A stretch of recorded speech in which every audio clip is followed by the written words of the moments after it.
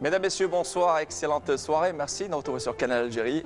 Je suis très heureux de vous retrouver pour cette soirée spéciale à travers laquelle nous allons célébrer le prophète Mohammed alayhi salatu wassalam, le dernier des prophètes et le messager de Dieu pour l'humanité.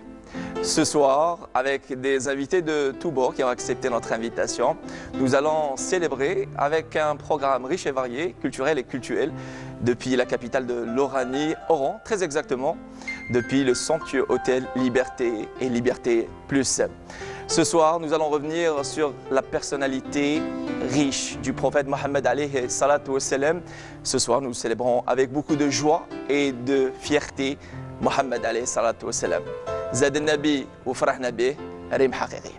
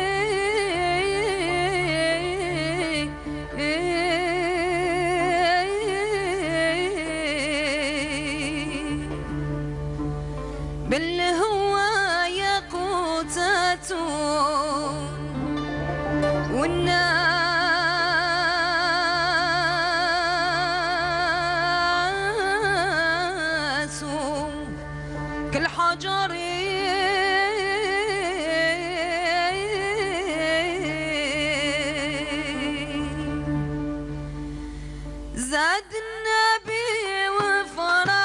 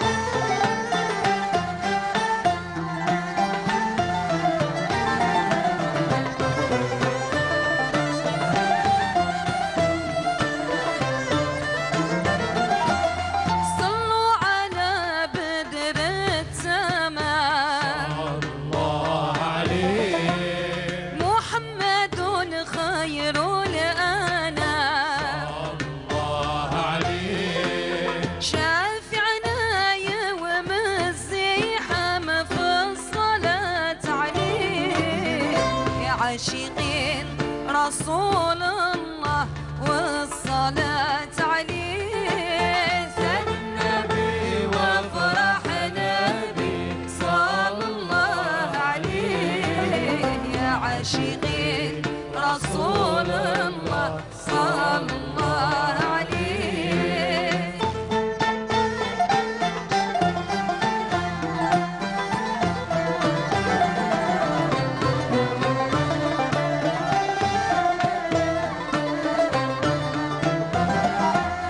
زاد النبي وفرحنا به صلى الله عليه، يا عاشقين رسول الله صلى الله عليه.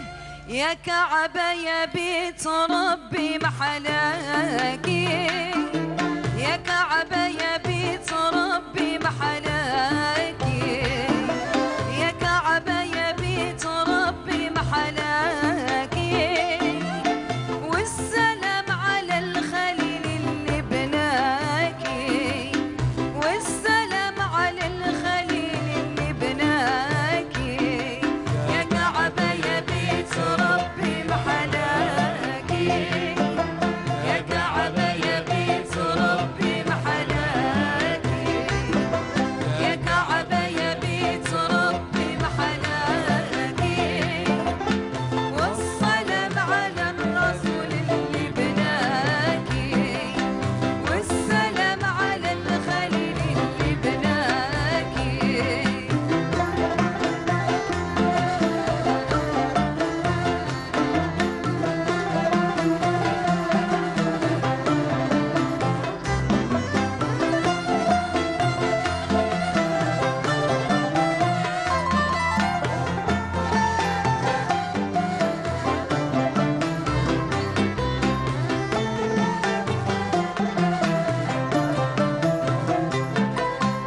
إن شاء الله نزورها ونشاهد نورها، وإن شاء الله نزورها ونشاهد نورها. يا سلام يا سلام ونشم بخورها.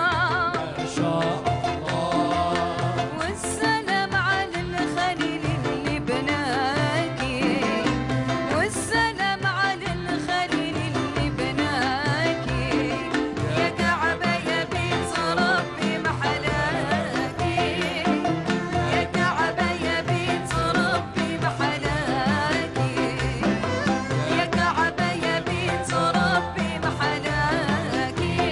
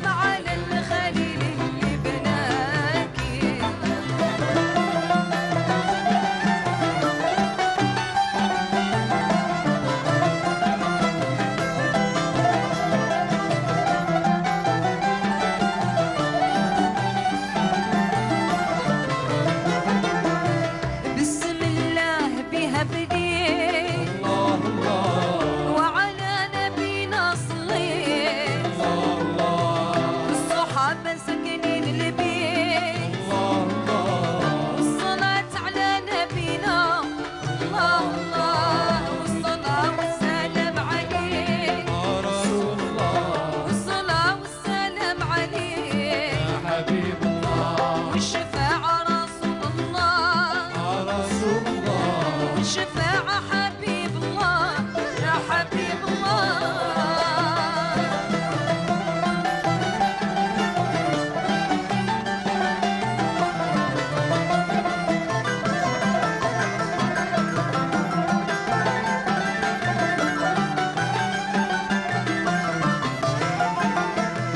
يا ربي بجاه القرآن الله الله بجاه سيدنا رمضان جود علينا يا رحمن يا أرحم الراحمين الله الله والصلاة والسلام عليك يا رسول الله والصلاة والسلام عليك يا حبيب الله والشفاعة رسول الله يا رسول الله الشفاعة حبيب الله يا حبيب الله والصلاة والسلام عليك يا رسول الله والصلاة والسلام عليك حبيب الله والشفاعة رسول الله يا رسول الله والشفاعة حبيب الله يا حبيب الله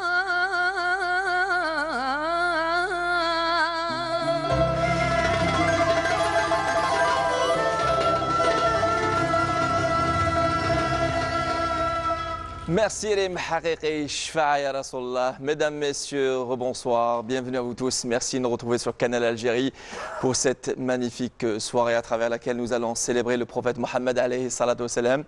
Comme je l'annonçais en début de cette soirée sur votre chaîne Canal Algérie, des invités de tous bords qui ont accepté notre invitation pour revenir et évoquer Mohammed al-Mustafa alayhi salatu wassalam avec des invités comme Cheikh Sidi Ahmed Breksi, imam khatib dans plusieurs mosquées, notamment Ahmed bin Hanbal, et aujourd'hui imam à la retraite et maître conférencier dans plusieurs universités. Mouloudkoum Saha al-Hana, merci d'avoir accepté notre invitation. Shukran lakoum. Marhaba bik, Oustad. À votre gauche, Madame Assia Brahimi, vice-présidente de l'association Santé Sidi El Houari. Bonsoir. Bonsoir Mounir, bonsoir tous les téléspectateurs et bienvenue à Canal Algérie, toute l'équipe à Oran. C'est un plaisir Merci à d'être vous. parmi Et nous sommes chez nous. Justement, nous avons choisi Oran pour célébrer cette fête et aussi évoquer une nouvelle fois Cheikh Sidi Ahmed Breksi al-Mustafa alayhi salatu wassalam. À votre gauche, la deuxième vice-présidente de l'association Santé Sidi El Houari. Il s'agit là de Nabahat Gnoua. Bonsoir, Madame Nabahat. Bonsoir à tout le monde et saha mouloudkoum et marhaba bikoum à Oran. Merci. Et un autre artiste venu de Sidi Bel Abbas. Et justement, vous serez donc l'ambassadeur de Sidi Bel Abbas pour en savoir amplement comment vous célébrez El Mawlid Nabawi Sharif. Il s'agit là de Idriss Zahmani. Bonsoir Idriss. Bonsoir Mounir, j'espère que vous allez bien. Saha mouloudkoum, merci pour l'invitation. Alors pour Bel Abbas, c'est vraiment qui m'a gagné في الجزائر. Je parle de ma famille. Alors c'est la veille ou bien le 11 Rabi al-Awwal, c'est نديرو رقاق, c'est voilà. Sur l'aspect, on va dire, art culinaire, et justement, Voilà. il y a plusieurs traditions qui diffèrent d'une région à une autre. Justement, on va parler avec D'accord. plus de détails avec Oui. vous, Idriss Zahmani, et notamment Madame Nabahat et Madame Assia Brahimi. Cheikh Sidi Ahmed Breksi, imam khatib dans plusieurs mosquées ici à Oran, aujourd'hui à la retraite, mais on est toujours imam justement, on est là au service de la société, au service de l'humanité d'une manière générale. Je le disais, Mohammed alayhi salatu wassalam, le dernier des prophètes et messager d'Allah Azza wa Jal pour l'humanité. Et on célèbre la naissance de Rasoul Mohammed alayhi salatu wassalam dans des circonstances assez spéciales. Comme vous le savez, Mohammed alayhi salatu wassalam, il est la cible de plusieurs attaques en ce moment même. Mais justement, à l'époque, les mécréants savaient que Mohammed alayhi salatu wassalam était une personne honnête, j'ai envie de dire parfaite, une personne de confiance. Et malgré ça, malgré, on va dire, ils savaient, ils étaient détenteurs de cette vérité, mais ils disaient de lui que c'était une personne pas bien, j'ai envie de dire. Tfadal. أعوذ بالله من الشيطان الرجيم. بسم الله الرحمن الرحيم. وأشهد أن لا إله إلا الله وأشهد أن محمد رسول الله. معاشر الحضور الكرام، بناتي، أبنائي، إخوتي، أخواتي، السلام عليكم ورحمة الله تعالى وبركاته. عليكم السلام ورحمة الله وبركاته. ونحن نحتفل هذه الليلة المباركة بميلاد محمد المصطفى عليه الصلاة والسلام. عليه الصلاة والسلام. وطبعا ميلاده لم يكون ميلاد فرد بحسب، وإنما كان ميلاده ميلاد العقيدة وميلاد المنهج وميلاد الفكرة. هذا مفهوم الميلاد. والميلاد كما تعلمون أن الله تعالى قال في القرآن الكريم أنه نبي التزكية، بمعنى نبي التطهير. وبدون اقتداء النبي صلى الله عليه وسلم لن نسعد ولن نكون سعداء ولن ندخل الجنة. ولذلك الله تعالى يقسم بعزتي وجلاله فيقول: وعزتي وجلالي لو سلكوا إلي كل طريق واستفتحوا كل باب ما فتحت لهم حتى يأتوا خلفك يا محمد. وهذا ما سمعناه في هذه الأغنية الشيقة. هذا النبي طهر الله عقله وقال: ما ضل صاحبكم وما غوى. وطهر لسانه قال: وما ينطق عن الهوى. وطهر سمعه فقال: إنه وحي يوحى. وعلم جليسه ومعلمه جبريل فقال: علمه شديد القوى. ثم زكاه في لسانه وقال: ورفعنا لك ذكرك. وزكاه في صدره وقال: أن نشرح لك صدرك. ثم زكاه كله، وقلت تزكية التطهير، ثم زكاه كله فقال: وإنك لعلى خلق عظيم. قال المفسرون من ابن عباس: أي إنك على دين عظيم. وطبعا المؤمن هو الذي يقتدي بهذا النبي. ولذلك الله تعالى لما نقرأ سورة الجمعة نقرأ هذه الآية القرآنية بعد ابن الرجيم، يقول: هو الذي بعث في الأميين رسولا منهم يتلو عليهم آياته ويزكيهم. ويزكيهم معناه يكون الارتقاء. والله تعالى يقول: وأنتم الأعلون إن كنتم مؤمنين. أنتم الأعلون عقيدة، أنتم الأعلون منهجا، أنتم الأعلون فكرة، أنتم الأعلون صلاة، أنتم الأعلون حجابا، وأنتم الأعلون كذلك قوة.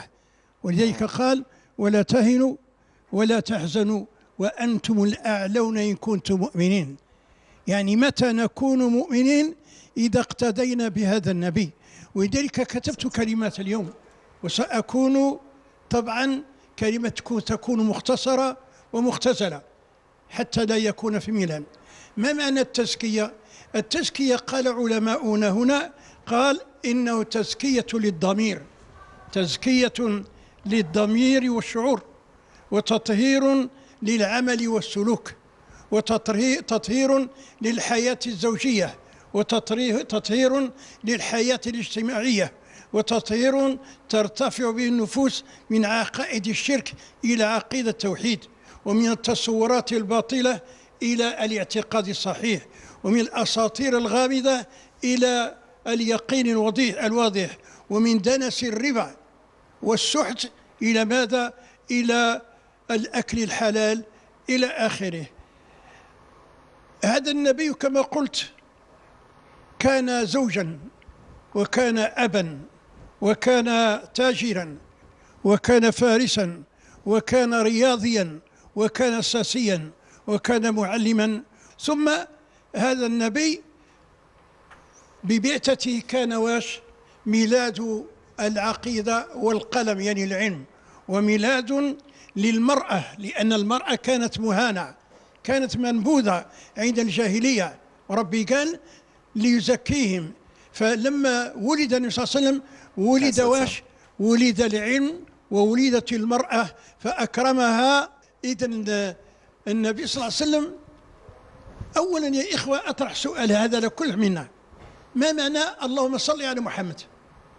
عليه الصلاة والسلام. أعتقد أن الأقلية القليلة التي تفهم ما معنى اللهم صل محمد. كتبتها قبل قليل، يقول لك الصلاة هنا هو التبرك، التبرك والمحبة. يقول لما تقول أنت اللهم صل على محمد معناه واش تقول؟ فهموا مليح هذه العبارة، اللهم عظمه في الدنيا، اللهم عظمه في الدنيا بإعلاء ذكره وإظهار دينه وإبقاء شريعته والعمل بالشريعة، وفي الآخرة بتشفيع في أمته. ولذلك قال النبي صلى الله عليه وسلم كل أمتي يدخل الجنة إن من أبى. قيل من يعني أبى؟ قال أطاعني دخل الجنة ومن عصاني فقد أبى. شوفوا إخوانا، إذن معناه خصنا نكون من هؤلاء الذين يحسنون الفهم ويحسنون التطبيق ويحسنون الاتباع. فنحن أمة الاتباع لا أمة الابتداع. قل إن كنتم تحبون الله فاتبعوني يحببكم الله ويغفر لكم ذنوبكم والله غفور رحيم. ولذلك Ustad Sidi Ahmed Beriksi, alors dans la célébration de la naissance du prophète Mohammed alayhi salatu wa salam, on évoque les traits de sa personnalité, on évoque sa vie, sa mission de prophète et aussi تفضل. كتبت قبل قليل لأن كان الموعد هذا ربما كان جاي آخرك ما نجيش. مرحبا بك. لكن حب النبي صلى الله عليه وسلم الذي دفعني لأكون معكم. الله يبارك. من خصائص هذا النبي هي رقم واحد هي الرحمة. يعني تصوروا أحد الأصحاب فرق بين أمي وابنها، يعني الطير، هذاك الطائر، فشافها النبي صلى الله عليه وسلم قال له أعيدي العصفور إلى أمه، فقال يا رسول الله صلوا عليه، قال إنه عصفور، قال أعد العصفور إلى أمه واعلم تنبيه، واعلم أن الذي فرق بين أم وابنها فرق الله بينه وبين أحبائه يوم القيامة. معنى كان ضد التفرقة. شوف، واذكروا نعمة الله عليكم إذ كنتم أعداء فألف بين قلوبكم فأصبحتم بنعمة إخوانا. إذن الصفة الأولى الرحمة، ثانيا الشمولية، ثالثا الواقعية، رابعا الصبر، وخامسا التأني. التأني وهو يعني عكس الاستعجال والعجلة.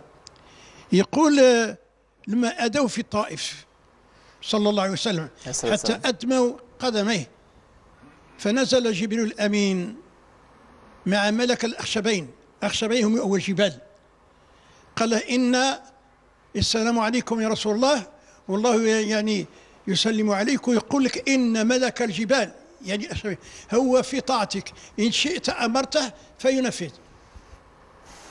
ماذا قال؟ قال لا، قال إني لأرجو أن يخرج الله من أصلابهم ذرية لا تشرك بالله شيئا. فكان رحمن يعني حتى مع الحيوانات، حتى مع الحيوانات، وأمر أن يحسنوا إلى الحيوان حتى في الذبح، يعني من الذبح كونوا تعرفون هذا. إذن هذه الأمة، تفضلت، هذه الأمة ليست غمة. وأنا عندي دعاء لما يومين نقول اللهم اكشف الغمة عن هذه الأمة. آمين يا رب العالمين. اللهم اكشف الغمة عن هذه الأمة وازرع في قلوبها رجاءك. آمين يا رب العالمين. عندي دعاء نقولها يوميا صباحا بعد صلاة الصبح وبعد ربما المغرب، نقول اللهم شوف علاش اجتمعنا اليوم علاه. فهذا الدعاء يوري لك لما اجتمعنا. تقول اللهم إنك تعلم أن هذه القلوب قد اجتمعت على محبتك والتقت على طاعتك وتوحدت على دعوتك وتعاهدت على نصرة شريعتك. شوف، تملأ قلوبها واش بهذا بهذا الإيمان. آمين يا رب العالمين. وثم باش نختمها ونقول اللهم أحيها بمعرفتك وأميتها على سبيلك. اللهم أحيها بمعرفتك وأميتها على سبيلك. والله صلى وسلم على سيدنا محمد. أنا بغيت نختصكم وربما بسطت الفهم حتى يفهمها أحبابنا وإخواننا خاصة هناك في فرنسا، وعندي أصدقاء وأساتذة كثر هناك في فرنسا، عندي في كندا، عندي في ألمانيا، عندي في أمريكا، عندي في مصر، يعني عندي أحباب وإخوة في كل مكان، في كل مكان. نسلموا عليهم par la même occasion. Et le Ustad Cheikh Sidi Ahmed Belexi, merci pour toutes ces informations très importantes dans cette célébration de la naissance de Mohammed alayhi salat wa salam. Justement, à votre côté, elles sont là, elles activent au sein d'une association présidée par votre cousin, Dr Kamel Belexi. Il s'agit là de santé Sidi El Houari. Madame Assia Brahimi, vous êtes vice-présidente, première vice-présidente de cette association qui est active aux côtés de Madame Nabahat Gnou, qui est deuxième vice-présidente de cette même association. Vous vous activez pour célébrer, on va dire, et pour sauvegarder le patrimoine matériel et immatériel. Et justement, chaque année, vous célébrez plusieurs occasions, notamment le Mawlid Nabawi et Sharif. Alors, Madame Brahimi, comment ça se passe déjà? Oui, pour cette année, comment ça s'est passé? Oui, d'abord, je souhaite Sahamouloud comme à tous les téléspectateurs. Comme vous l'avez dit, cette association a été créée en 1991.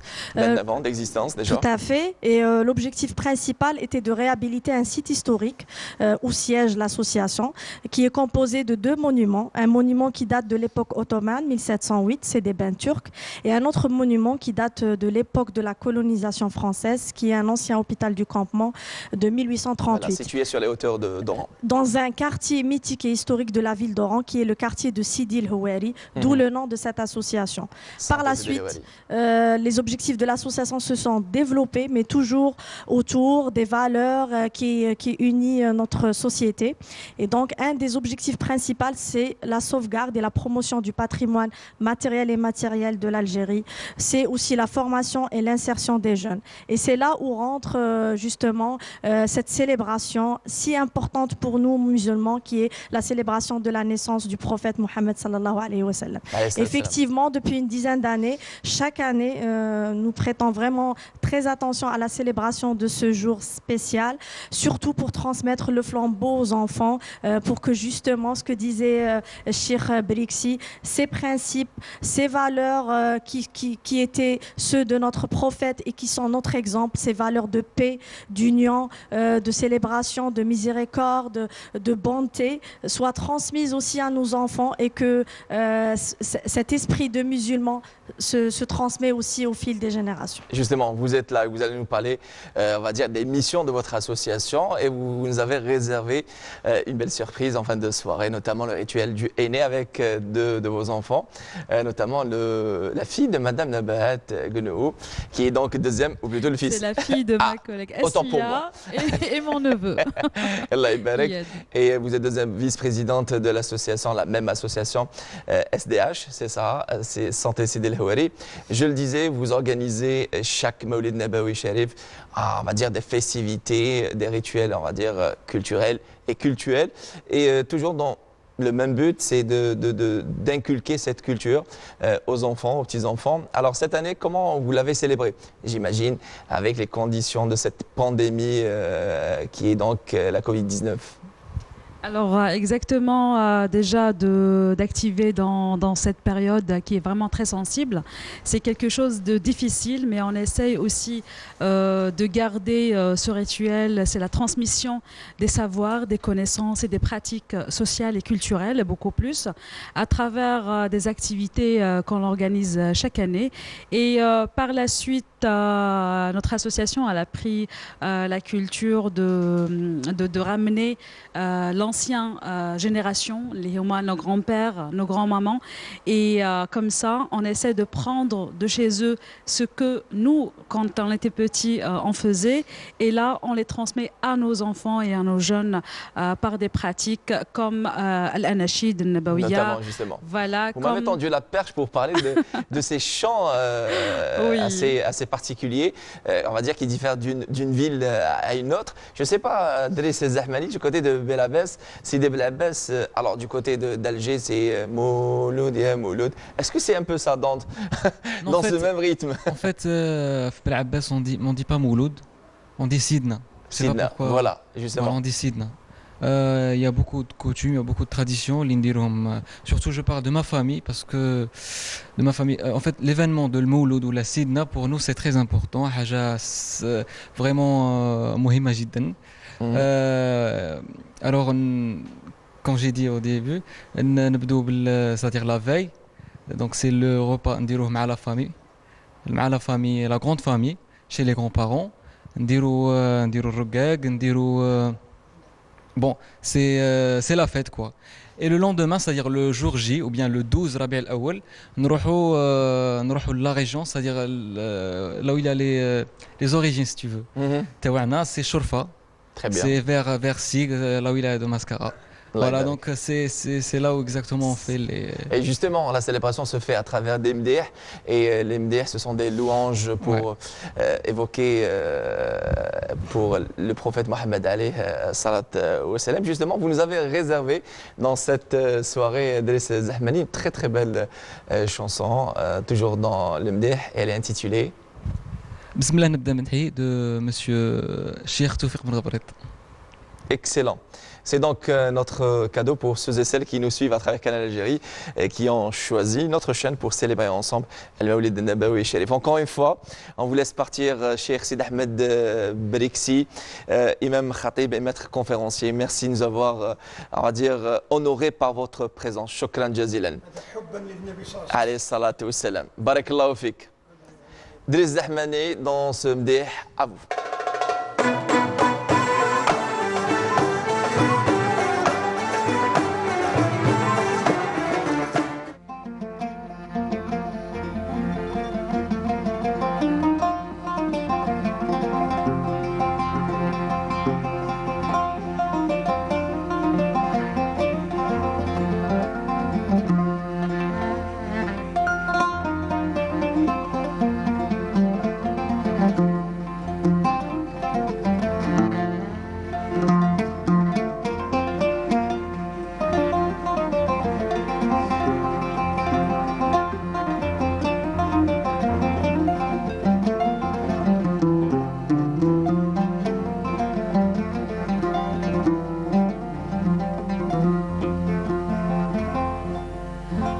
هلال يا هلال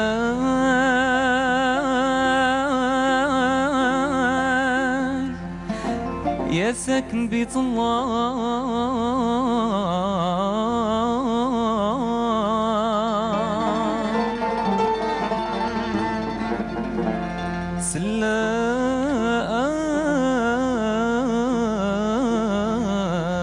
سلام على النبي رسول الله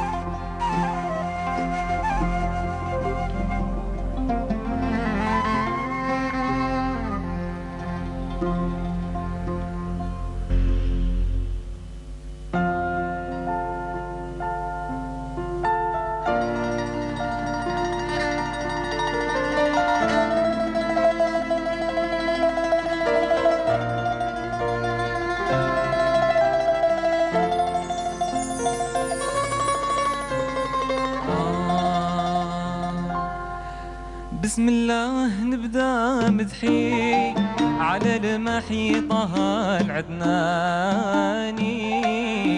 شفيعنا يوم الميعاد به مولو على طول زماني سيدي رسول الله لا إله إلا الله الواحد الخلق الكواني والحبيب رسول الله محمد يا ضيع عيالي سيدي رسول الله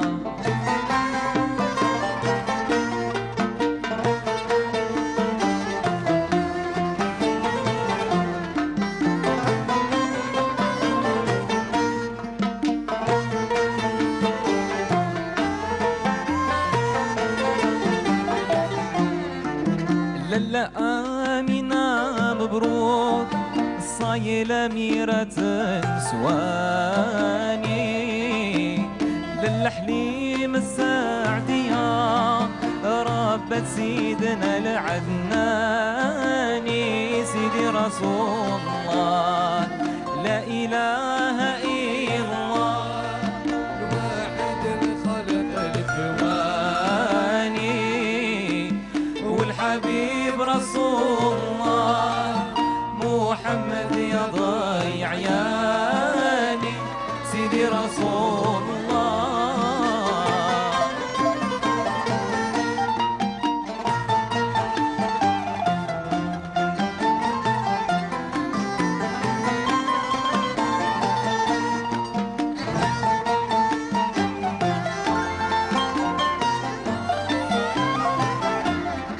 يا حبيبي يا محمد يا ساكن في الجنان من نورك تضوى الهلال من حسنك تروي العطشان سيدي رسول الله لا إله إلا الله الواحد الخلق الكواني والحبيب رسول الله محمد يا ضيع عياني سيدي رسول الله.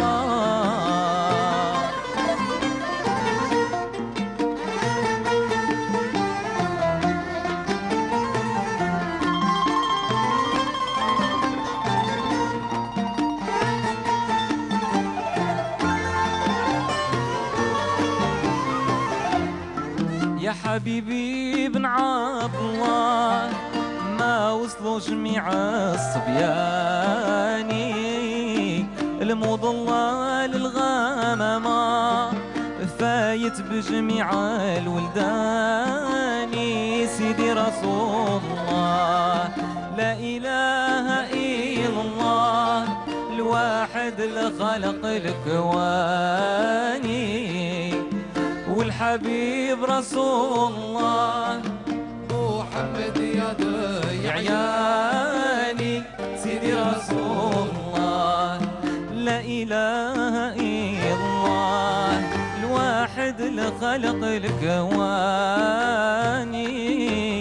والحبيب رسول الله محمد يا ضيع عياني سيدي رسول الله لا إله إلا الله محمد يا ضيع عياني والحبيب رسول الله محمد يا ضيع عياني سيدي رسول الله كم من جاهل آتى ودخل طريقتي صار من أهل المغنى ملوك العناية سطنا عمر بالله واللي شرى يربح منه يلوي ويطلب من مولاه بجود يقلع له غبنه شفيعنا رسول الله.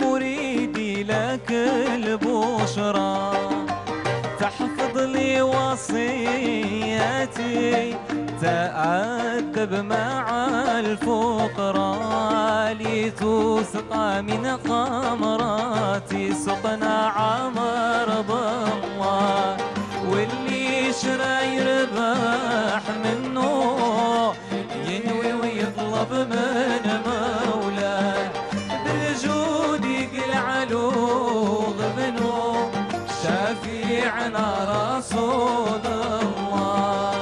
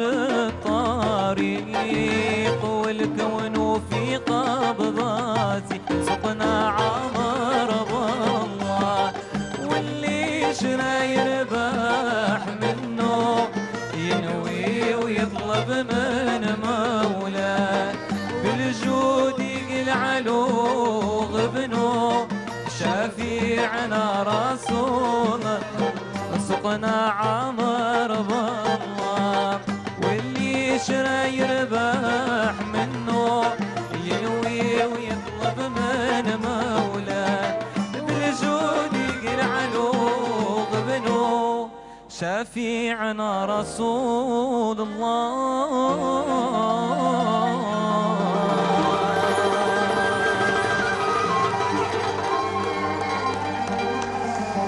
Merci Adriss Zahmani pour ce magnifique mdeh avec lequel, encore une fois, on célèbre la naissance du prophète Mohammed alayhi salam, ici même depuis Oran, très exactement depuis le somptueux hôtel Liberté Plus. Nous rejoint Rim Haqiqi qui a ouvert le bal de cette soirée.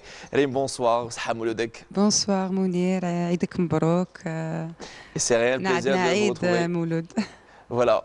Rim Haqiqi, Zad Nabi ou Farah Nabi, c'est entre autres célèbre mdeh, avec lequel on célèbre le Mouloud NB, que ce soit ici à Oran ou dans différentes villes de l'Algérie. Vu que vous êtes de Tlemcen, Pomaria, Tlemcen, comment on célèbre le Mouloud Nabawi Sharif là-bas? Comme tous les Algériens, toute la journée, on prépare des gâteaux, on prépare le dîner, on fait des... Alors, quel est le plat traditionnel, on va dire, principal à Tlemcen? Généralement, on met nous, chez maman. Maman, elle nous a toujours rugag, je ne sais pas comment on appelle voilà. ça. Alors, alors, il y a Trid, voilà, Trid, merci M. Ben Mansour, au bout de la Bastille, à Trid, il y a rugag et dans certaines régions, c'est le Marek. Et ça dépend du côté ici d'Oran. Et c'est Khatir Khosseiri qui nous rejoint. Bonsoir Khatir, Sahamouloudek. Sahamouloudek, Mounir Khouya. D'abord, merci pour cette invitation, ça m'a fait vraiment plaisir. Et c'est moi qui suis ravi de recevoir parmi nous, entre autres belles voix, ici à Oran et j'ai envie de dire dans toute l'Algérie, surtout dans le mdeh. Et mesdames, je vous souhaite la bienvenue encore une fois. Il s'agit là de Madame Assia Brahimi et Madame Genoua Nabahat. Très joli prénom, très original. Et nous en rejoint. Alors, votre neveu, il s'appelle... Alors, les micros, s'il vous plaît, Madame Nabat. Alors, il s'appelle Iyed. Iyed, bonsoir. Sahamouloudek Iyed. Bonsoir.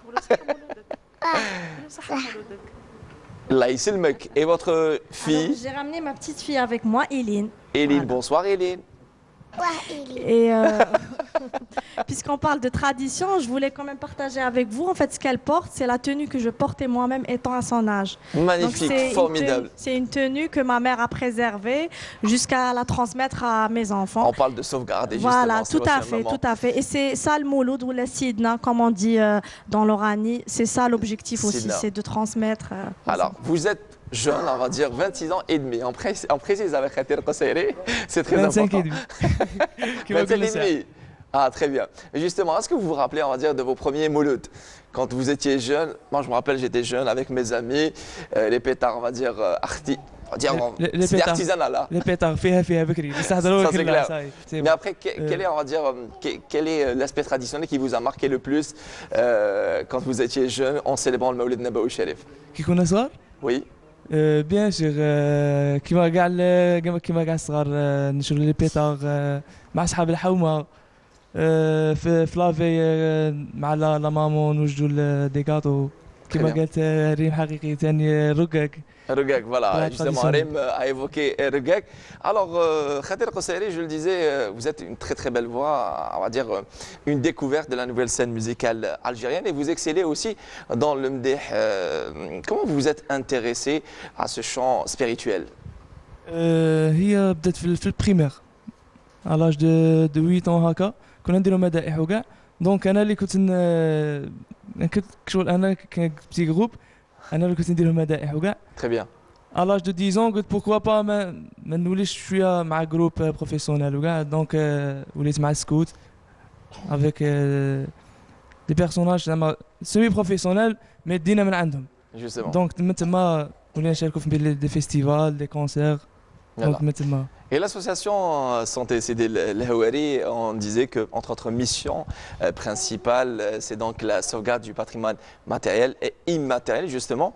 Le chant traditionnel, que ce soit l'MDH ou autre, ça reste parmi la liste, la longue liste de ce patrimoine immatériel. Comment vous faites, comment vous œuvrez, on va dire, à sauvegarder ce patrimoine-là au sein de votre association? Alors. Tati Tati. Alors, Madame Rémi. En fait, depuis la naissance de l'association, et d'ailleurs, Madame Rim Haqiqi à côté de nous, elle pourra aussi témoigner, nous avons toujours donné beaucoup d'importance à la sauvegarde. Ça, je peux témoigner. Je suis l'une des fondatrices de l'association. Voilà, oui, et vous êtes témoin. Oui. Et donc, on a toujours justement travaillé pour la sauvegarde du patrimoine musical et artistique. Nous avons tout le temps organisé des galas, des fêtes musicales. Il y avait aussi beaucoup de formations de groupes au sein de l'association, beaucoup de grands artistes qui sont aujourd'hui sur la scène algérienne sans passer par l'association. Et justement, ces occasions, ces célébrations, ces fêtes ont toujours été l'occasion justement de se rappeler de ce patrimoine, qu'il soit chant ou musical. Donc, et ça se transmet bien sûr aux enfants, mais c'est aussi l'occasion de découvrir des talents. Et justement, ils sont tout excités à cette soirée à célébrer. Justement, c'est aussi la fête des enfants. Comment vous faites les mhaqiqi avec vos propres enfants? Je n'avais pas terminé.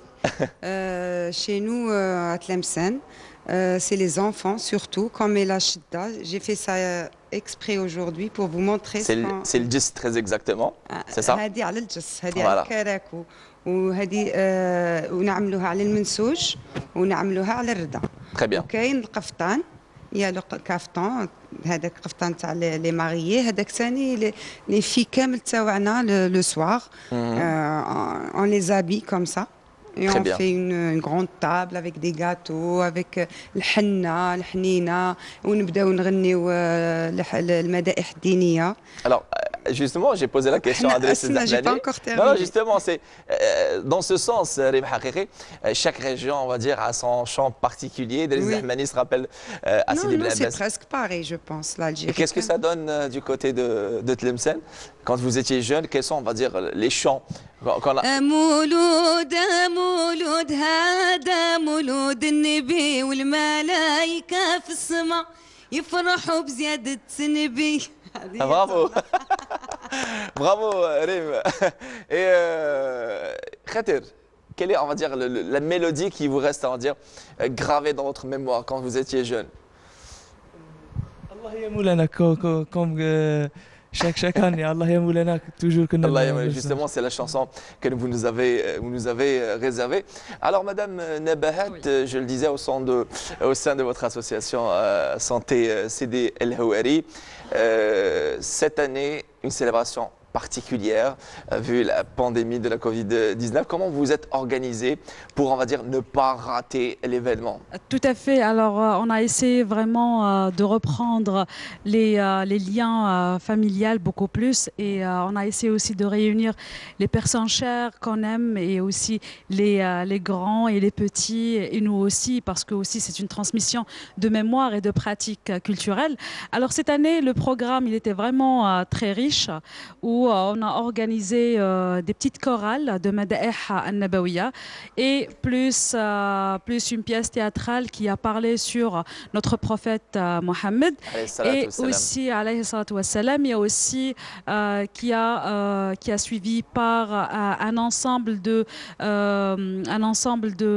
paroles et des mots traditionnels parce que aussi c'est une manière de faire passer tout ce qui est belles paroles, qui est belles paroles anciennes et en même temps c'est comme une communication, une discussion entre les grands-parents et les petits. Voilà. Excellent. Et Khater Kossayri, je reviens à vous. Justement, je le disais, cette très belle voix, vous voulez l'exploiter dans le chant, dans le mdih, très exactement. Et vu ce que vous postez sur vos réseaux sociaux, propres réseaux sociaux, est-ce que vous allez concrétiser cela à travers, on va dire, un enregistrement bientôt? Pour le moment, Mazel, mais il y a des albums ou un clip, Inch'Allah. Très bien. Jabba toujours في المدينة. Très bien, très bien. Justement, vous êtes en tenue traditionnelle vêtue, magnifique. Et est-ce que vous étiez jeune? Justement, dans certaines régions, c'est l'occasion de circoncire les petits garçons. C'est, on va dire, ils organisent des circoncisions dans certaines régions, que ce soit l'île Tibaouchérine ou bien évidemment El-Mouloud, Nabawi Sharif, Khatir. Ce soir, vous allez nous offrir une très très belle chanson par votre belle voix. C'est évidemment. اللهم صل على المصطفى. Allahumma salli ala al-Mustafa. Et encore une fois, merci d'être passé nous voir, Khatir Kosseri. Restez avec nous, mesdames. Reem Haqiqi, vous allez revenir en fin de soirée. Vous allez accompagner justement, puisqu'on parle de ce patrimoine matériel, notamment les tenues traditionnelles, ce legs ancestral. Elle est présente avec nous, une styliste couturière. Il s'agit là de madame Hasnia Boutra Mansour. Très bien. Justement, elle nous annonce la couleur Reem Haqiqi et vous allez annoncer Khatir Kosseri. Allez. Alors vous allez être la co-animatrice, d'accord? Il s'appelle Khatir Kosseri. Vous allez lancer.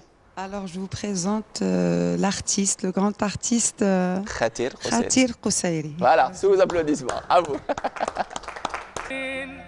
لكل هول من الأهوال مقتحم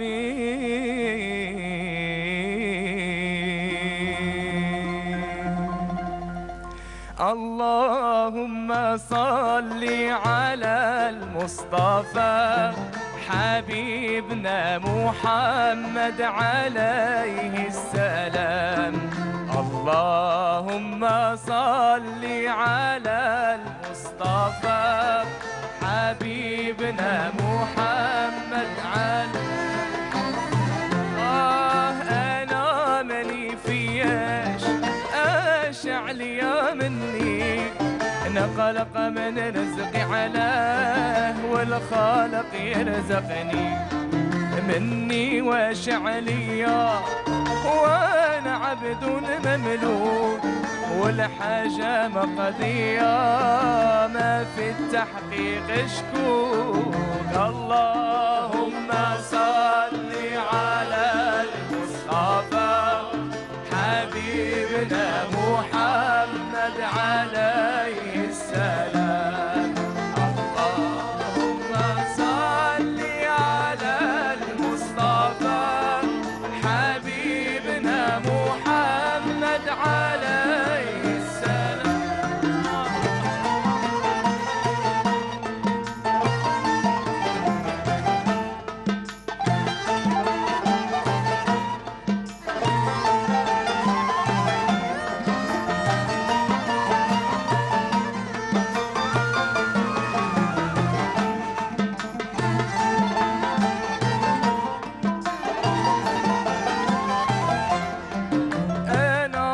عبد ربي له قدرة يهون بها كل أمر عسير فإن كنت عبدا ضعيف القوى فربي على كل شيء قدير اللهم صل على حبيبنا محمد عليه السلام اللهم صل على المصطفى حبيبنا محمد عليه السلام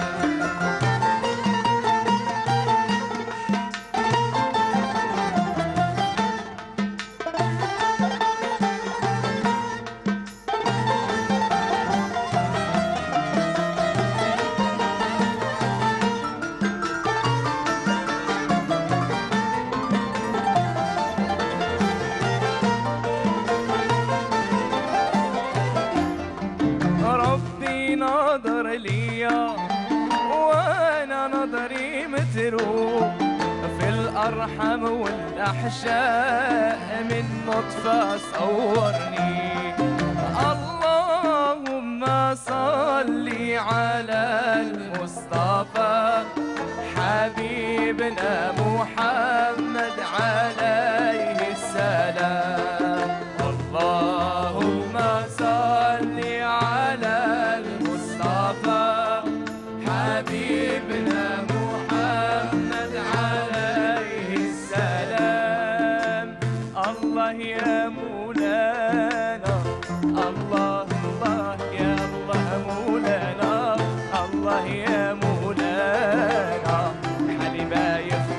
يا الواحد ربي الله يا مولانا الله الله يا الله مولانا الله يا مولانا اللي ما يخفاك يا الواحد سبحان الحي الباقي سبحانك يا إله جود عليا الله باقي سبحانك يا إله جود عليا وفيك العمر تسواقي ومحلتي في نواورك مرعية فيك العمر تسواقي ومحلتي في نواورك مرعية الله يا مولانا الله الله يا الله مولانا الله يا مولانا حالي ما يخفاك يا الواحد ربي الله يا مولانا الله الله يا الله مولانا الله يا مولانا حالي ما يخفاك يا الواحد ربي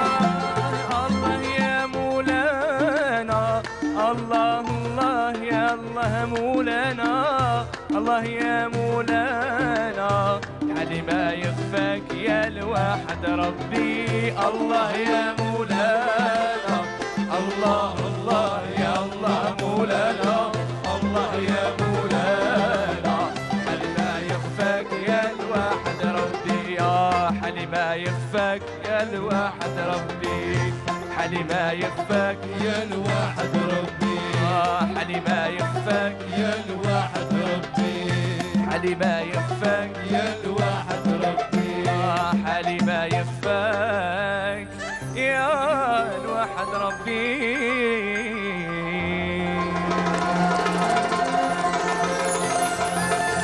شكرا ميرسي Merci beaucoup, merci à Khatir Qusayri pour cette très belle interprétation et entre autres chansons avec laquelle on célèbre cette occasion, la naissance du prophète Mohammed alayhi salatu wassalam, sur vos écrans, les écrans de la télévision algérienne, très exactement depuis Canal Algérie et depuis Oran, capitale de l'Oranie, ici pour en savoir un peu plus de la célébration du Mawlid Nabawi Sharif. Je reste avec vous, Madame Assia Brahimi, première vice-présidente de l'association. Et on va revenir, vous allez nous parler, on va dire, évoquer certains rituels, certaines traditions dans la célébration festive de Mawlid Nabawi Sharif ici à Oran. Mais avant, laissez-moi d'accueillir Monsieur Sofiane Chiaben. Bonsoir. Vous êtes chef cuisinier et vous êtes le general manager de Besma Traiteur. Oui. Et justement... Bonsoir Mounir, bonsoir à tous et Saha Mouloudkom. Et soyez les bienvenus, Canal Algérie à Oran. Eh bien, nous sommes chez nous, justement, c'est pour cela. C'est la même famille. On est venu célébrer El Mawlid avec nos amis de l'Oranie. Justement, qui dit la célébration, on parle du parti de l'art culinaire. Je ne sais pas si c'est une bonne cuistot, mais en tout cas, elle est une très très bonne chanteuse, très talentueuse. Il s'agit là de Célia Ould Mohand. Bonsoir Célia. Bonsoir Mounir, bonsoir à tous les téléspectateurs, Saha Mouloudek, Saha Mouloud, tous les invités et tous ceux qui nous regardent. Merci d'être là parmi nous, Célia Ould Mohand. À votre gauche, il nous vient directement de l'Arbana Thérathen à Tizi Ouzou. Il s'agit là de Nordin Hadidi, entre autres révélations de la nouvelle scène musicale algérienne. Bonsoir Saha Mouloudek. Bonsoir Mounir et Saha Mouloudek. Merci d'être là parmi nous. Justement, on sait que la Kabylie, ça vous parle justement. Célia Ould Mohand, vous avez grandi avec deux cultures. Je parle de la culture oranaise et la culture kabyle, vu que vous êtes originaire de Tizi Ouzou, pas très loin de l'Arvana Thérathen, quand même vers Michli à Tafen, voilà. Justement, alors dans la Kabylie, comment on célèbre? On sait que c'est vraiment festif et ça dure sur une semaine. On célèbre la naissance du prophète Mohammed alayhi salatu wassalam. À l'Arvana Thérathen, quand vous étiez petit, Nordin, comment on célébrait et comment on célèbre toujours le Mawlid Nabawi Sharif? Comme خذ راحتك خذ راحتك. وي كيفاش راك شافي على حاجه كي كنت صغير؟ وي لو ميكرو. Oui, genre يديروا في الزاوية un chant religion. Ils font encore un dîner spécial. Il y a du couscous. Voilà, le couscous. Ouais. C'est sacré. Oui, c'est sacré. Voilà, justement, c'est un mets traditionnel avec lequel on célèbre la joie du côté de la grande Kabylie. Oui. Oui, on fait le rassemblement de la famille. C'est très important. Ouais, c'est très important. Les amis, en plus. Et on célèbre le tout en famille, entre amis et entre voisins surtout. Oui. Et en plus, les petits enfants ils jouent. Elle sort avec des bougies. Elle part à la mosquée pour écouter le chant religion. Magnifique. Et justement, ça vous parle? Oui, ça me parle effectivement, vu que moi je suis née à Oran. Grandi à Oran. Voilà, et j'ai grandi aussi à Oran, mais avec deux cultures, je dirais loranaise et kabyle aussi. Donc c'est un petit peu, c'est pas très différent quand même, mais voilà, eux ils font le couscous, nous on fait ahdour, c'est ashbad aussi. Voilà, ashbad aussi, erkoul, kima tamina. Quoi d'autre? Le henna, tout ça, des ashouiq. Ma grand-mère, je me rappelle quand elle nous mettait le henné, elle chantait des ashouiq. Donc voilà, c'est pas très différent. Et on évoquait la vie du prophète Mohammed alayhi salam. C'est une manière comme une autre pour inculquer aux petits l'amour du prophète al-Mustafa alayhi salam. C'est d'une manière, on va dire, globale, générale. Et Sofiane, je le disais, vous êtes chef cuisinier, vous avez fait une partie de vos études en France et aujourd'hui vous êtes revenu pour gérer votre petit commerce, Besma Traiteur. Et parlant d'art culinaire, c'est très demandé, ces plats traditionnels pour célébrer toute occasion joyeuse et surtout la célébration de Mawlid Nabawi Sharif. Alors pour la célébration de Mawlid Nabawi Sharif, les familles algériennes toujours ils préparent des plats, des plats traditionnels. C'est comme le couscous, le berkoukes, ça dépend des régions. Dans l'est c'est le berboucha et dans le centre c'est le rechta. Donc ça diffère. Et parfois c'est le même plat, uniquement l'appellation qui diffère. C'est à base de pâtes. Voilà, d'une région à une autre. Alors ce soir, vous nous avez, on va dire, régalé avec différents mets, différents plats. Nous allons les découvrir ensemble. Mais avant, je voudrais demander à Madame Assia Brahimi, qui, je rappelle, vous êtes première présidente de l'association Santé Sidi El Houari. Comment on célèbre, déjà au sein de votre association, on en a parlé, à chaque occasion de Mawlid Nabawi Sharif, on le fait en présence des petits et grands. Mais en particulier à Oran, comment on célèbre le Mawlid? Eh bien, écoutez, c'est pas différent des autres régions. Ça dure généralement une semaine, comme l'ont dit les invités. Généralement, la veille de la naissance du prophète. Donc, les femmes dans les maisons, elles se rassemblent entre voisines, préparent des gâteaux, des plats traditionnels.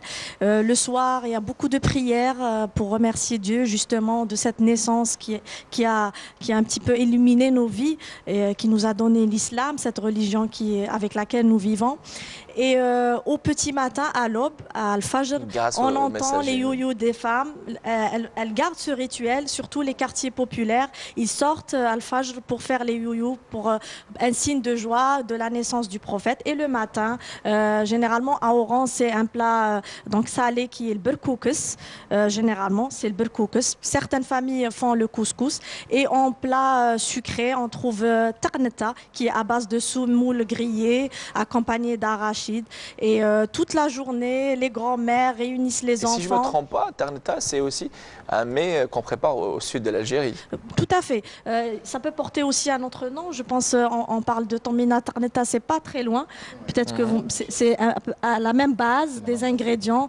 Il y a des rajouts. Et donc, comme je disais, durant la journée, les grands-mères généralement rassemblent les petits avec derbouka. Il y a tous les chants, comme disait Célia, ces chants traditionnels, donc avec les enfants. Et c'est aussi une occasion de raconter célébrer l'histoire en chantant l'histoire de notre prophète et de toutes les valeurs qu'il nous a transmises à travers le chant. Et ça dure comme ça, durant toute la semaine, il y a des visites familiales. Et ça se termine par un 7e jour où à Oran, on fait rogeg, qui est un autre plat traditionnel. C'est pour célébrer le 7e jour de la vie du prophète. Et voilà, c'est une occasion pour se réunir, pour savourer de magnifiques plats comme ceux présents aujourd'hui sur ce plateau. Excellent. Je reviens à vous, Nordine Hadidi, je le disais, tout comme Koussaïri Khatil, vous êtes entre autres révélations de la nouvelle scène musicale algérienne. Alors comment vous êtes intéressé à la chanson? Et on m'a dit que vous excellez également dans le Ashouiq, dans le Madih Deni.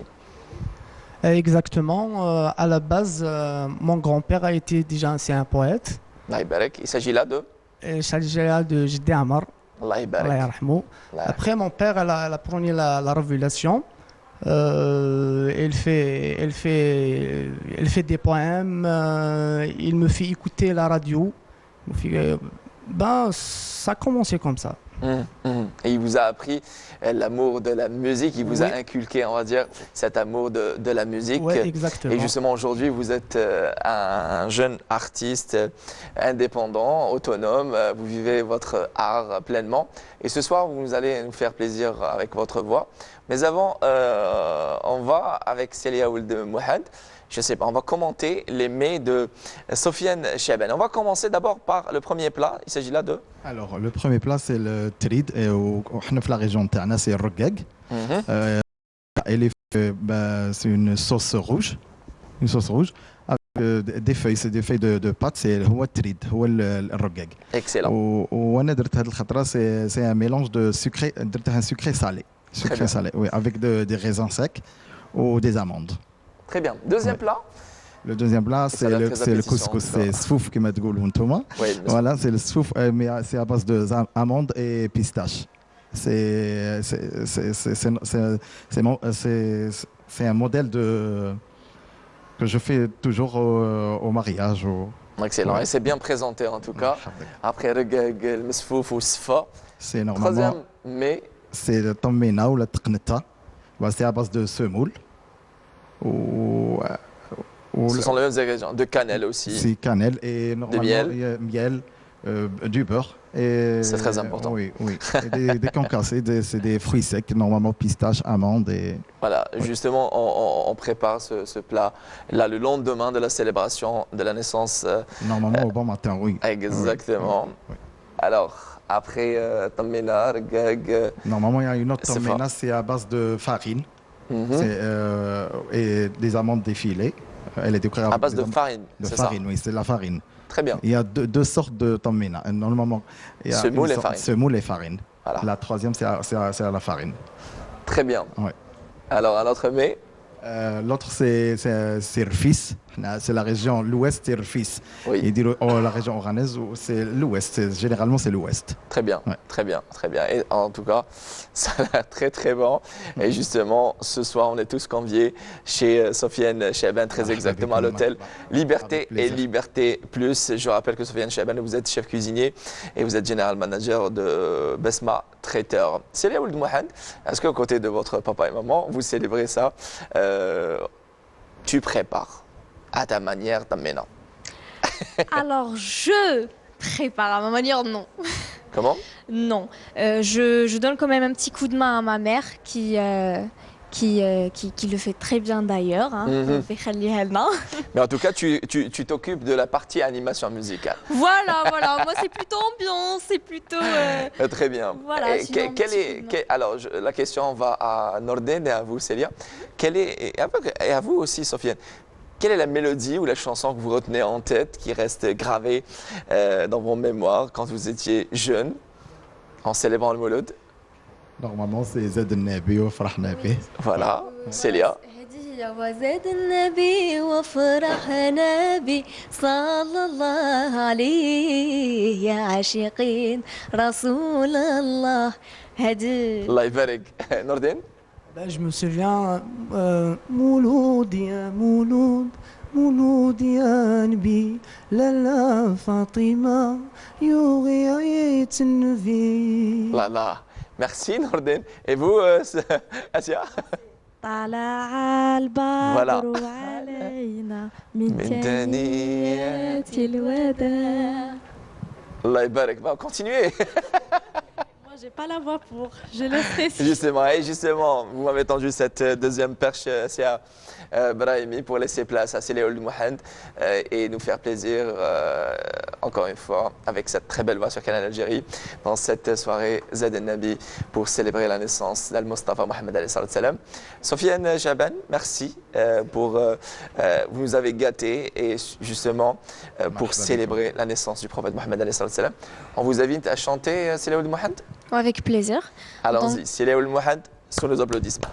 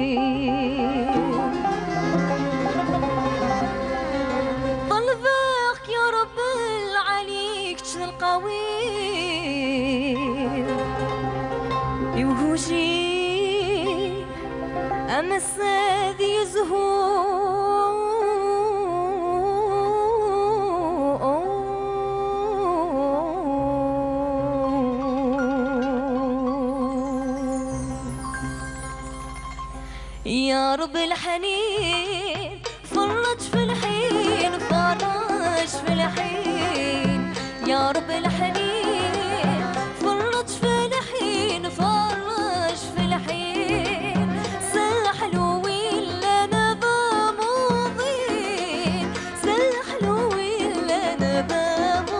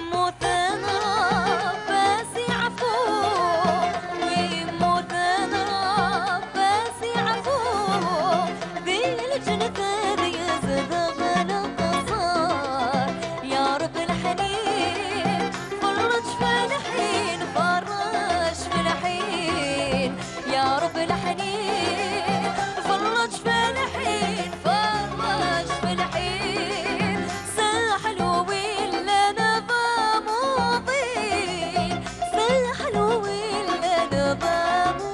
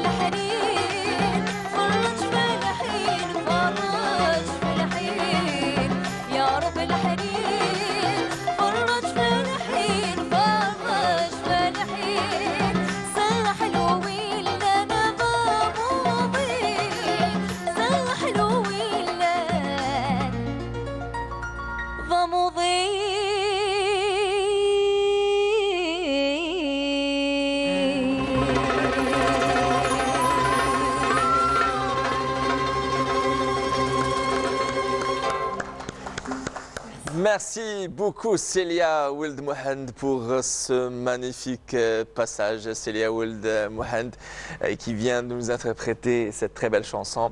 Je rappelle que nous sommes ensemble avec vous sur Canal Algérie pour cette soirée Zed Nabi pour célébrer la naissance du prophète Mohammed al-Mustafa alayhi salatu wassalam.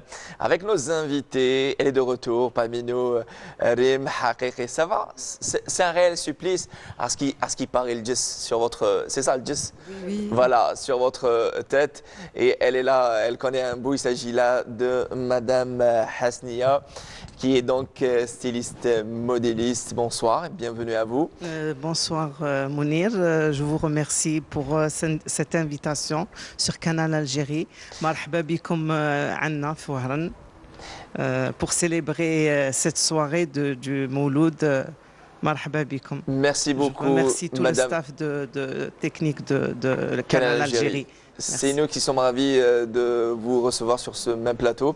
Merci. Madame Hasnia Boutala Mansour, je le disais, vous êtes styliste modéliste, vous avez donc... C'est la couture, c'est la maison Hasnia Couture. C'est Hasnia Couture. Très bien, très bien. Justement, et vous avez habillé Rim Haqiqi. Oui. Et vous êtes là... C'est ma sœur, c'est ma styliste. Depuis 20 ans. Ouais. C'est elle qui fait toutes mes tenues. C'est juste magnifique. Et je tiens à la remercier vraiment pour tout ce qu'elle a fait pour moi durant toute ma carrière. Merci Rim, merci beaucoup. C'est un plaisir de vous habiller. C'est un plaisir pour moi. Jamais rien refusé. Excellent, justement, c'est une grande amitié. Justement, c'est ça un artiste, parce que quand on est couturier, on est artiste quelque part. Et vous avez habillé pas mal de monde et vous avez défilé, on va dire, ici et à l'étranger. Madame Hasnia Couture, à vos côtés, vous êtes bien évidemment bien entouré avec Idriss Zahmani qui est de retour parmi nous. Rebonsoir, Idriss. Rebonsoir. Ça va? Ça va très bien. À ce qui paraît, vous avez allumé quelques bougies ici même, à l'hôtel Liberté, Liberté Plus. C'est aussi la tradition. On célèbre cette fête cette année ensemble ici même à Oran. Et avec nous, Nordine Hadidi de l'Erban Natinatan Tizi Ouzou, cette très très belle voix. Préparez-vous, vous allez me faire plaisir dans un petit moment. D'accord? Ça va? Ça se passe bien? Très bien. Voilà, ce qui paraît que Noualet. Alors, Madame Hasnia, justement, on ne peut pas nier quand on célèbre une fête, surtout lorsqu'il s'agit d'une fête religieuse traditionnelle, on a tendance à porter des tenues traditionnelles. Justement, la tenue traditionnelle est de retour, surtout avec des touches modernes, et vous connaissez un beau, j'imagine. Oui, bien sûr. On a beaucoup modernisé la tenue oranaise, ainsi que toutes les tenues traditionnelles algériennes. On a gardé toujours la tenue traditionnelle, mais on a surtout modernisé Voilà, les tenues, on va dire, ce legs ancestral, ce patrimoine matériel. Et justement, avec vos petits-enfants, voilà, vous avez l'habitude donc de célébrer la fête avec, une fois n'est pas coutume. Ils sont donc à l'étranger. Ils sont à l'étranger. Je voudrais leur faire un petit coucou à Ryan et Ritej, ainsi que Hassoun et Lydia, ainsi que ma fille Sarab et Anya. D'habitude, on célèbre le Mawlid ensemble. Comment vous célébrez avec vos petits-enfants? Avec les petits-enfants, avec les grands-mères, les tantes, toute la famille, pour donner justement à nos petits-enfants ce qu'il faut faire après. C'est-à-dire, on garde toujours le Mawlid. On veut toujours le garder, c'est-à-dire pour ne pas le perdre. Pour ne pas le perdre, c'est ça. Excellent, excellent, Madame Hasnia. On les embrasse très très fort et embrasser toute notre communauté établie à l'étranger. Et c'est très important, on va dire, de le célébrer encore et encore pour perdurer cette tradition. Bien évidemment, à chaque fois évoquer le prophète Mohammed alayhi salam. Idriss, je vous sens ému et j'imagine, on m'a dit que toutes les fêtes vous marquent. Marc Idriss, et il a gardé son âme d'enfant, tout comme nous tous. Hein. Tu parles du l'événement Al Mouloud, c'est ça. Alors le Mouloud, c'est qui m'a dit la dame, c'est pour les enfants. Je parle de ma famille. On est considéré comme des descendants du prophète. Donc aussi on considère le prophète sallallahu alayhi wa sallam comme un grand-père. Donc ça c'est un honneur vraiment. C'est ça. Voilà. Très bien. Idriss, justement, reste avec nous. On est, on va dire, à quelques minutes de la fin de notre soirée. Cette soirée à travers laquelle on célèbre le prophète, le dernier des prophètes et le messager de Dieu pour l'humanité. Nordine, vous nous avez réservé une très belle chanson, Nordine Hadidi. Oui, exactement. Elle est intitulée Salliou fi Nabi Mohammed sallallahu alayhi wa sallam. Allez, sans plus tarder, on vous invite à rejoindre notre orchestre. Nordine Hadidi, et vous êtes accompagné par l'orchestre musical dirigé par Ben Abdallah Najjar. Rappelez-moi le titre de la chanson. Salliou fi Nabi sallallahu alayhi wa sallam. Alayhi salam. Nordine Hadidi.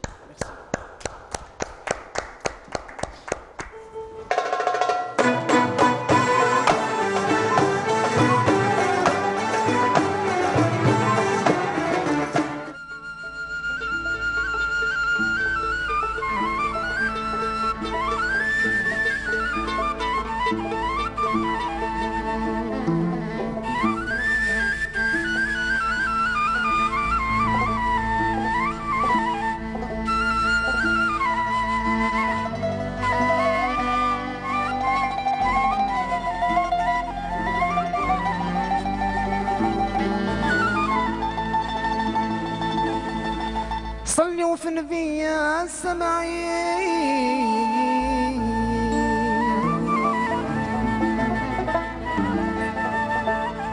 رسول الله حنين مشى في هذه الأمة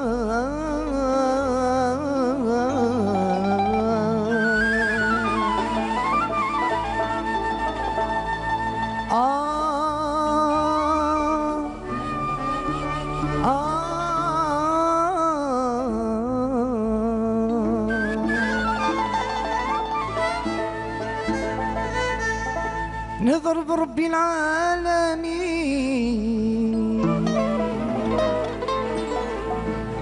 عقد رضا الوالدين محمد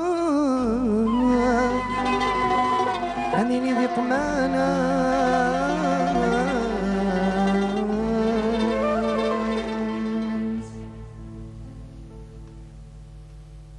صلي وفي نبي محمد الشافع العدي الإسلام يا المؤمنين واحد واحد سنجمل هكاك سلام صلي وفي نبي محمد رسول عليه السلام صلي وفي نبي محمد رسول عليه السلام صلي وفي نبي محمد صلي وفي نبي محمد واليوم نيسي شاب يدنو الفدير بالرحمة صلي وفي نبي محمد صلى عليه وسلم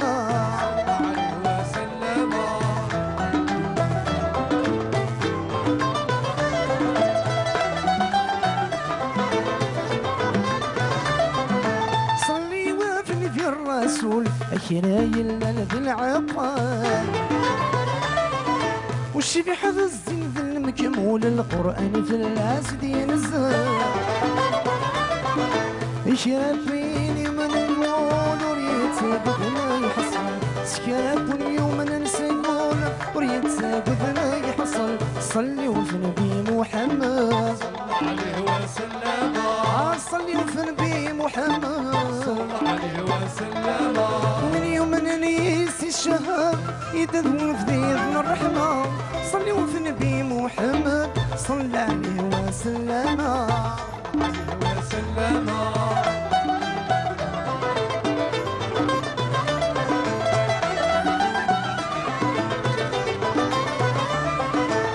صلي وفي نبي الحباب تغدي جان الزاز يملا يغفر ذن الصواب القرآن ينزل ثلاث يقسمي يوم الحساب هذه شافع دين الناس يدخل سقي وما الحساب هذه شافع دين الناس صلي وفي نبي محمد صلى عليه وسلم صلي وفي نبي محمد صلى عليه وسلم صلي وفي نبي محمد صلى عليه وسلم واليوم نيسي شهر يدنو في ذن الرحمة صلي وفي نبي محمد صلى عليه وسلم صلي وفي نبي محمد عليه وسلم صلي وفي نبي محمد صلى عليه وسلم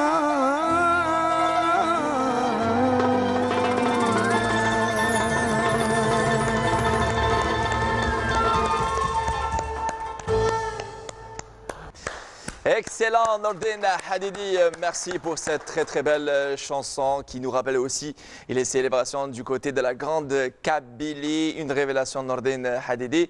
Elles sont de retour sur le plateau, c'est la dernière ligne droite et d'ailleurs tout le monde est là, Arim Haqiqi, Khatir Kosairi, Madame Hasnia, Nordin Hadidi, Idriss Zahmani. À ma droite, elle est toute seule, mais elle est très bien accompagnée, ça va? Célia Ould Mouhad, et elles sont de retour, je le disais, les deux vice-présidentes de l'association Santé, Sid El Houeri, qui nous ont accompagnés d'ailleurs, qui nous ont parlé des célébrations et du rituel culturel ici à Oran et dans l'Oranie avec Rim Tlemcen, Idriss du côté de Maskar et aussi Sidi Belabès, la Kabylie avec Nordine et Célia et Oran, représenté divinement bien représenté par l'appel vote de Kosairi Khatir, le aîné. C'est sacré. Vous allez donc nous préparer le mot approprié en arabe, c'est يخلطوا الحنة ولا شو يديروا؟ نديروا الحنة. كيف Ou bien on dit نعكروا الحنة. يعكروا الحنة pour ça. Voilà, يعكروا الحنة. Excellent, merci Monsieur Ben Mansour d'Arapassi. Allez, je vous laisse donc nous préparer l'aîné et faire khair dans cette célébration. L'occasion pour moi de remercier tout le monde. Merci d'avoir répondu présent à l'invitation et présente à l'invitation de Canal Algérie. Je commencerai par Khatir Kosairi, le micro. Merci d'être passé nous voir et d'avoir accepté de célébrer le Mouloud. Merci à toi, ça m'a fait vraiment plaisir. Un plaisir partagé. Retenez bien son nom, donc Khatir Kosairi. Rim Haqiqi. Merci Mounir. C'est toujours un plaisir de vous retrouver sur le plateau de Canal Algérie. Le plaisir est pour moi. Encore doublement plaisir. Allez, avant d'aller remercier mes invités qui ont donc répondu présent et présentes à l'invitation, je voudrais féliciter notre ami et collègue cadreur Abdelmonem Fakir pour la venue et la naissance de la petite Eline Lina qui a tout juste 20 jours. Félicitations, longue vie d'ici quelques années, qui sait. Elle sera donc peut-être cadreur comme son papa ou journaliste. Bienvenue à Eline Lina et prompt rétablissement à la maman. Je voudrais remercier donc aussi Madame Wafia qui a aidé notre équipe. Un grand merci donc à Laraj et à Sofiane Chaban de Besma Traiteur pour leur collaboration. Également à l'hôtel Liberté et Liberté Express Oran, ce magnifique somptueux hôtel, et aussi pour son général manager et toute l'équipe qui nous a accueillis chaleureusement ici même pour célébrer ensemble avec vous sur Canal Algérie Eid al-Mubarak. Kosairi Khatir, merci d'être passé nous voir et d'avoir accepté de passer ces moments festifs avec nous. صحة مولودك Kosairi Khatir. صحة مولودك خويا وصحة مولودكم كاع الأمة الإسلامية وخاصة الجزائرية. Merci beaucoup, ça m'a fait vraiment plaisir pour cette invitation. Voilà, merci.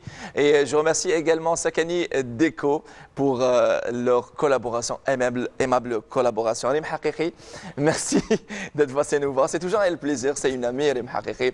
C'est un réel supplice de porter cette Jissa ou Jis, voilà. Shidda, et voilà. Merci. Plutôt, oui, c'est une sorte de aide. C'est moi qui vous remercie pour cette invitation et à la prochaine fois, Inch'Allah. Et on terminera avec vous, Rim Haqiqi. Madame Hasnia, merci. Mansour Boutar, merci d'être passé nous voir. Hasnia Couture. Merci beaucoup, Mounir.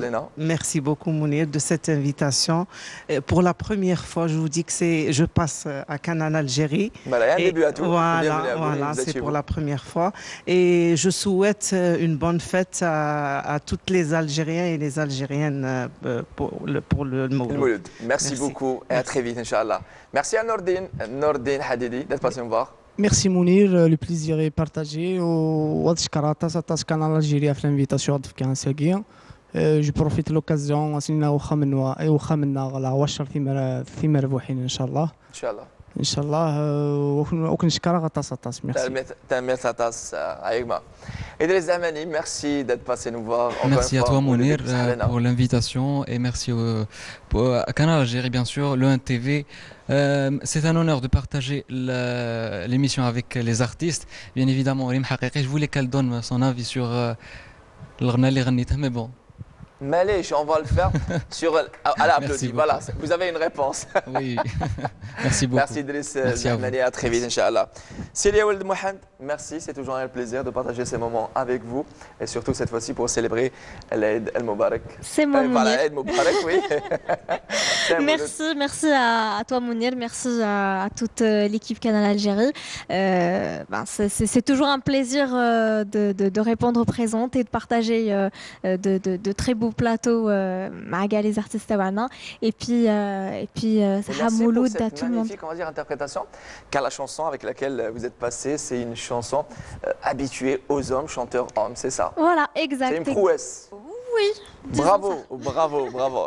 On tenait à le préciser. Merci Célia Oulmouhed. Je pense que le aîné est prêt de votre côté, mesdames. Merci à vous, Madame Nabahat Gounou et Madame Assia Brahimi. Merci à vous pour l'invitation. C'était vraiment un honneur de partager cette fête avec tous les invités ici présents sur le plateau. Et sahamouloudkoum à toute la communauté musulmane un peu partout dans le monde et voilà, à d'autres occasions, Inch'Allah. Et on embrasse très très fort Monsieur Dr Kamel Brixi, président de l'association Santé Sidi El Houari. Merci beaucoup. Je tiens à remercier toute l'équipe de Canal Algérie. Merci à toi aussi, Mounir. Et Saha Mouloud, tous les musulmans et les Algériens beaucoup plus. Ou Saha Mjma'kom. Merci beaucoup et je pense que le aîné va passer du côté de chez vous. Je vous invite Rim Haqiqi à aller rejoindre les musiciens. Un grand merci à toute la troupe musicale à leur tête, Ben Abdallah Nedjar, chef d'orchestre. Merci à toute l'équipe technique de la télévision algérienne, de la vidéo mobile de la station régionale d'Oran et au réalisateur, l'ami Khalifa Balaman, à qui on souhaite Mouloud Bsahablana, son assistant réalisateur Nourdine Foudil, Kemal Ben Abslem, notre directeur de production, également Khirdine Ben Chouhara, chargé d'études et chef d'unité, également à Madame Zakia Siamar, chef d'unité. Un grand merci donc encore une fois à Sakani Déco et au somptueux hôtel Liberté, Liberté Express pour l'accueil chaleureux et la collaboration. Une adresse à retenir du côté de la cité Djemeldine si je ne me trompe pas. Je vous dis à très très vite. J'embrasse très très fort le maître d'hôtel Mahi et qui embrasse sa fille aussi qui est venue donc au monde égayer sa vie et celle de son épouse. Je m'excuse Mahi, j'espère que je ne me trompe pas s'agissant de son prénom Maria. Voilà, longue vie donc à Maria, c'est de la part de ton papa. Mahi. Merci à vous tous. Encore une fois, c'était l'occasion de célébrer la naissance du prophète Mohammed sur les écrans de la télévision algérienne. On termine en beauté avec Rim Haqiqi, avec laquelle on a ouvert le bal. Et j'embrasse très très fort maître Youssef Hadjouj et sa petite fille, toute la petite famille Hadjouj. Je vous dis à très vite. Prenez soin de vous, surtout des personnes qui vous aiment. Allahumma salli wa sallam ala Sayyidina Mohammed wa ala alihi wa sahbihi ijma'in. À très vite. Au revoir.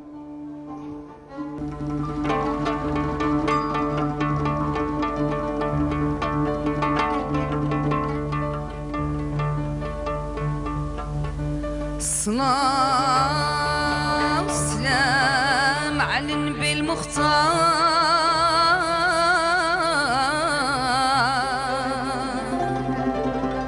سيدنا محمد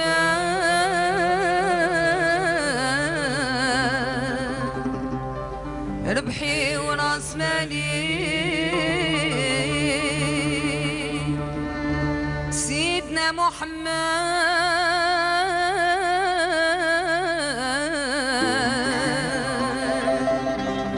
ربحي وراس مالي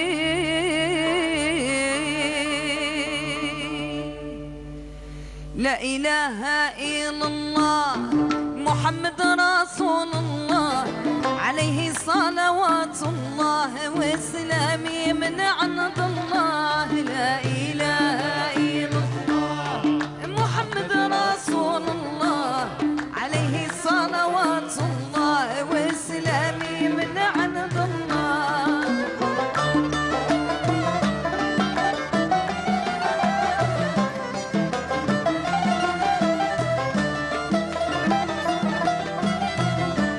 بسم الله بيتنا متجان والصلاة على محمد رضى على صحابه ونمجد كل من طاع له في سماه شعب مديحك يا طه في مديحك صفت نزاهة يسعد منا لهالقاهم على وجوه الحق ومولاه لا إله إلا الله محمد رسول الله عليه صلوات الله والسلام من عند الله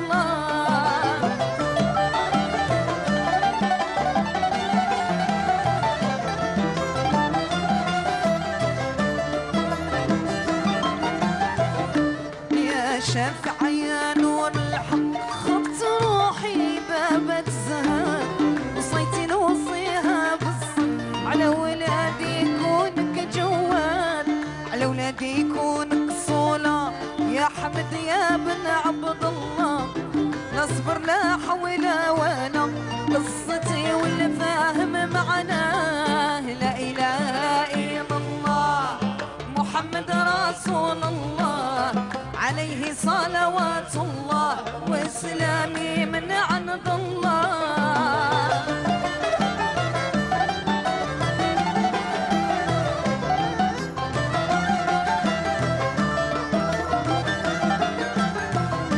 قصتي واللي فاهم مني كل يوم نهد ونبني اشي برد لي جني غير محمد مو للجاه غير محمد والصحابه بغيت نعشر تحت ركابه شموس الخيار صرابه يكفيني منها غير الله لا اله الا الله محمد رسول الله عليه صلوات الله وسلامي من عند الله لا إله إلا الله محمد رسول الله عليه صلوات الله وسلامي من عند الله. أشرق نور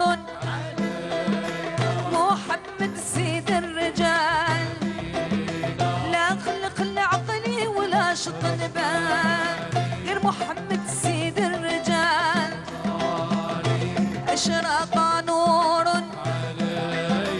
محمد سيد الرجال لا خلق العقل ولا شطن بال محمد سيد الرجال.